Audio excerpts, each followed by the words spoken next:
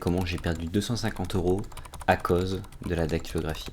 Après avoir atteint en 4 à 6 mois de dactylographie une moyenne sur mon keytype de 40 mots par minute, sur un test de 1 minute, je pouvais enfin coder sans regarder mon clavier. Mais il y avait un problème.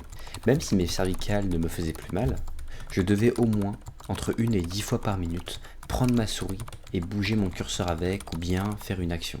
Cela m'énervait car malgré l'apprentissage de la dactylographie, je devais encore être dépendant de ma souris et perdre des secondes entières par minute. Je me suis bien renseigné sur ce qu'on appelle les claviers ergonomiques. J'ai choisi un clavier split qui est un clavier séparé en 2 parties, une partie par main, spécialement le corne qui contient le minimum de touches pour la programmation sans trop y perdre en confort. Je me suis donc rendu sur un serveur Discord de construction de clavier pour faire un devis et passer une commande car j'avais une idée en tête. Il me fallait ce clavier, keyboard corne, de 21 touches. Après un mois d'attente et 250 € en moins sur mon compte en banque, j'ai reçu ce petit bijou, du coup, de 21 touches. Mon idée était en théorie miraculeuse, c'était de faire en sorte que ma souris ne lâche jamais ma main droite et que l'entièreté de mon clavier ne lâche jamais ma main gauche. Oui, vous avez bien entendu. J'ai dit l'entièreté de mon clavier.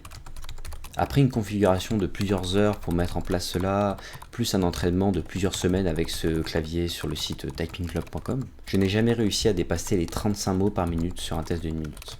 Le fait de maintenir au final la touche espace complexifie mais surtout ralentissait ma vitesse de frappe énormément, car je devais faire attention à quelle touche j'allais presser mais aussi savoir si je devais maintenir espace ou non.